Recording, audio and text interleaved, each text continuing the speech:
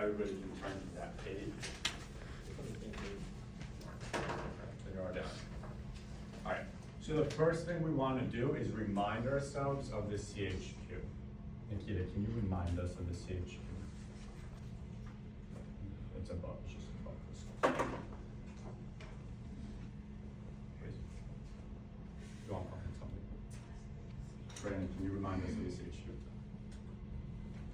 Above the source. Pre-expansion. Evaluate the extent to which U.S. war aims were defensive rather than expansionist during the U.S.-Mexico War. And your answer, analyze how the intended audience shaped the arguments. Perfect, thank you. Right, so we're keeping that CHQ in the back of our mind as we read through the source. Now, when we start looking at the source, we want to start on the source line. That's where it says, like, source 1 in bold, and then goes into description. So source 1, James K. Polk, that's who the author is. It's a war message to Congress, the date, and then it kind of gives us a little summary there. President Polk formally requested that Congress recognize a state of war with Mexico, declaring that Mexico had invaded U.S. territory and shed American blood upon American soil. Now, as you read that, you want to be thinking about how it will connect to our CHQ and help us answer SOAR. Okay. So first we see James K. Polk, that's going to be our author. So that would be good to underline. And then also we see in there that it's a war message to Congress.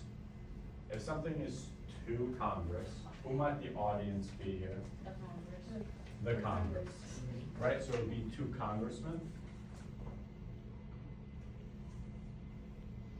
And then it says, state of war that recognizes a state of war with Mexico.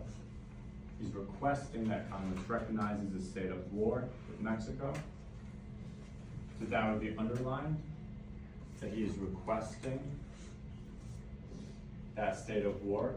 So that might be his argument. And then his reason for his argument is that declaring that Mexico had invaded U.S. territory.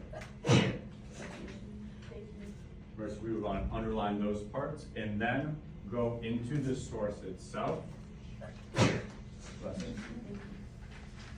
Where we again want to be reading to underline how it connects to our CHQ. So as we're reading that, the existing state of the relations between the United States and Mexico renders it proper that I should bring the subject to the consideration of Congress. That's a reinforcement of the fact that Congress is his audience. Mexico has passed the boundary of the United States, has invaded our territory, and shed American blood upon American soil. That I have underlined as well. But that's kind of his argument, or the reason for his argument. You can fast forward, right? She has proclaimed that hostilities have commenced and that the two nations are now at war. As war exists, and notwithstanding all our efforts to avoid it, exists by the act of Mexico herself. We're called upon by every consideration of duty and patriotism to vindicate with decision the honor, the rights, and the interests of our country.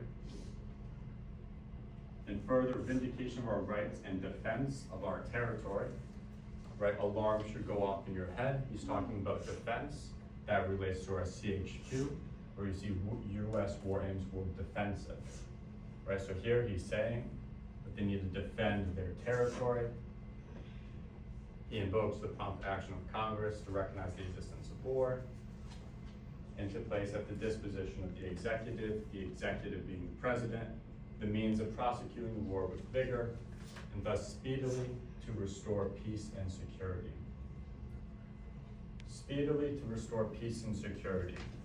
What does that help us answer? Does that relate to anything? Yeah. What? Wait, sorry. Well, this one is now when we know, like, the statements about security and, Yeah, right, so in the do now, we practice this, and now we're applying it here, where that's another example of defense. Right, so now that we've read the source, we've annotated those points, we can start filling out SOAR. For this one, we would focus on S, well, we always focus on S, summarizing the source, but what other one might we wanna focus on? O, A, or A? A. Tell me why. Brandon, tell me. I said A because, it acts, for the argument why they're making it, which is what we need to know. Yeah, right, so in the CHQ, we see analyze how the intended audience shaped the arguments. So we need to know the author's argument to do that. Right, so to summarize the key points of the text, I have, right, Polk is asking Congress to declare war. That you can write under S.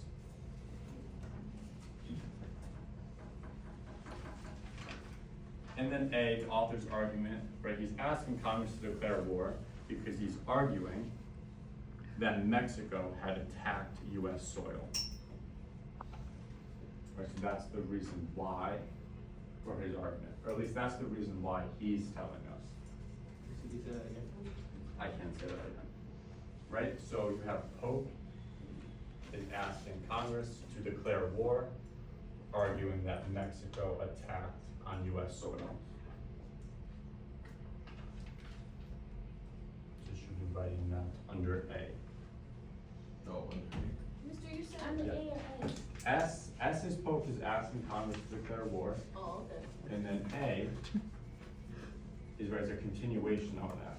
Is that Pope is asking Congress to declare war because Mexico had attacked on US soil.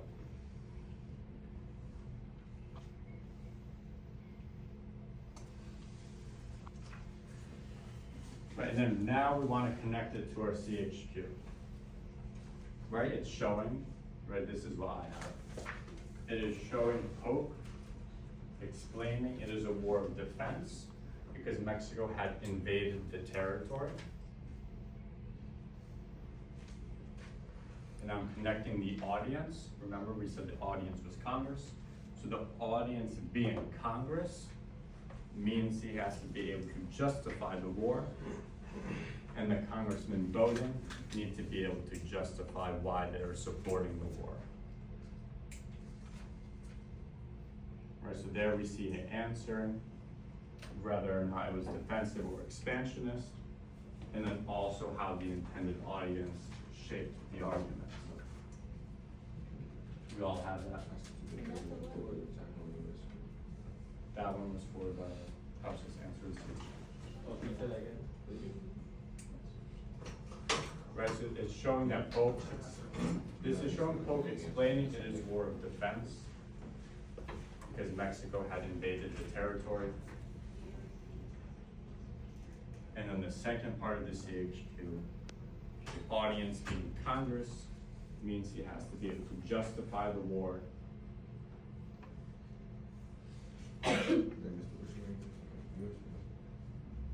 And the congressmen need to be able to justify their votes. Right, you don't have to put that word for word, but that's the idea.